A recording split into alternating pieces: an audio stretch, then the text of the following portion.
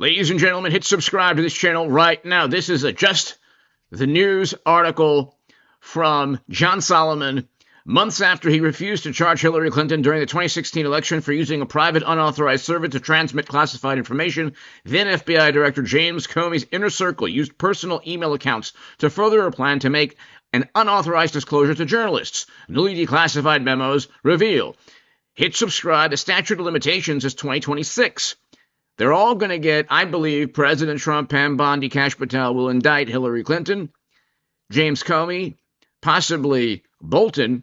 But what Bolton did was, in addition to sending possibly classified information via email, which is what Clinton did, and you'll hear that in a second, the issue here is that all of their email usage almost certainly intersects with one another. There's an intersection between the emails of Bolton, James Comey, and Hillary Clinton. Check this out, ladies and gentlemen. This is the basis right here for future indictments. We searched through all of it to understand what was there and what parts of the puzzle we could put back together again. FBI investigators also read all of the approximately 30,000 emails that Secretary Clinton provided to the State Department in 2014, where an email was assessed as possibly containing classified information. The FBI referred that email to any government agency that might be an owner of that information, so that agency can make a determination as to whether the email contained classified information at the time it was sent or received, or whether there was reason to classify it now, even if the content had not been classified when it was first sent or received. So this is Comey, a trip down memory lane. John Bolton knows this. That's how his emails, that's how the fact that he's being he's being investigated for possible Espionage Act violations because he John Bolton allegedly sent classified data via emails. Okay? James Comey possibly did that, but likely just leaked information via emails. The statute of limitations for leaking is 10 years.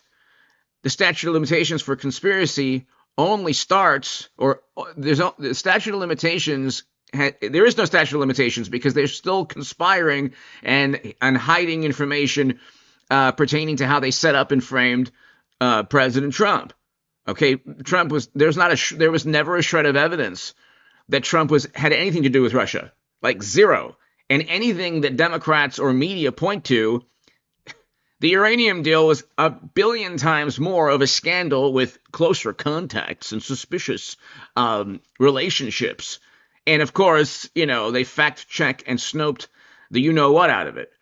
Meaning that, there's nothing to see here, it's no problem, only 20% of U.S. uranium capacity, and by the way, it's linked directly to the Russian government, happened under President Obama's administration, but you know what? He had the ability to prevent the deal from taking place. He didn't. Clinton didn't have the ability to prevent the deal. Yeah, but the foundation got millions and millions of dollars from people directly associated with the Russian government. So, I mean, you can go, and that's not the only scandal. And that has to do with uranium. But anyway, let's continue. This right here, everything that Comey says from here on out is the basis for indictments of even Comey himself. Because if he's leaking information and it's classified in any way, shape, or form, that's a huge problem. Huge legal implications. Then you have the fact that they all have private emails. Why? Why do these government officials have private emails or running on private servers? Well, Clinton had servers, but why, for example, did Bolton allegedly, how did John Bolton gain access to classified data? Well, maybe he had a security clearance. Then why was he emailing classified data? And he didn't have the right to do so. Why did he think that why did he think he had the right to do so? How did he email classified data? That's impossible. Did he summarize it? And so how did Clinton obtain these emails? So the thing is, people will say, oh, that has nothing to do with what's going on. This is retribution. This is retribution. They set up and framed Trump, and a lot of the conspiracy was done on unclassified systems, unclassified computer systems. That's what I'm getting at. This is really important. Check this out. And that's the process sometimes referred to as up-classifying. From the group of 30,000 emails returned to the State Department in 2014, 110 emails in 52 email chains have been determined by the owning agency to contain classified information at the time they were sent or received. How on earth could those emails have gotten onto Clinton's servers? Just like how on earth could Bolton have emailed classified data? So all of these scandals correlate to one another, and they're all the basis for indictments. 8 of those chains contained information that was top secret at the time they were sent.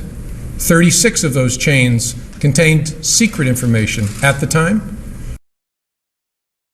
How do you email top secret intelligence or classified data, top secret data, on a private server in a basement? How did Hillary Clinton, how was Clinton's team able to do that? And 8 contained confidential information at the time.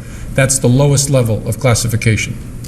Separate from those, about 2,000 additional emails were up-classified to make them confidential. Those emails had not been classified at the time that they were sent or received.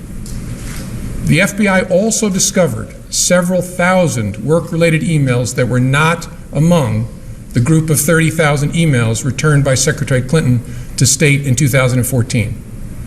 We found those emails in a variety of ways. Some had been deleted over the years, and we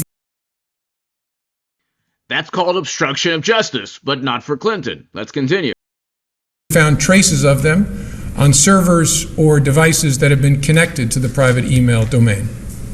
Others we found by reviewing the archived government accounts of people who'd been government employees at the same time as Secretary Clinton, including high-ranking officials at other agencies, folks with whom a Secretary of State might normally correspond.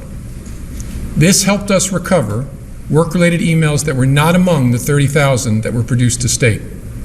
Still others we recovered from that painstaking review of the millions of email fragments dumped into the slack space of the server that was decommissioned in 2013. With respect to the thousands of emails we found that were not among those produced to the State Department, agencies have concluded that 3 of those were classified at the time they were sent or received, 1 at the secret level and 2 at the confidential level.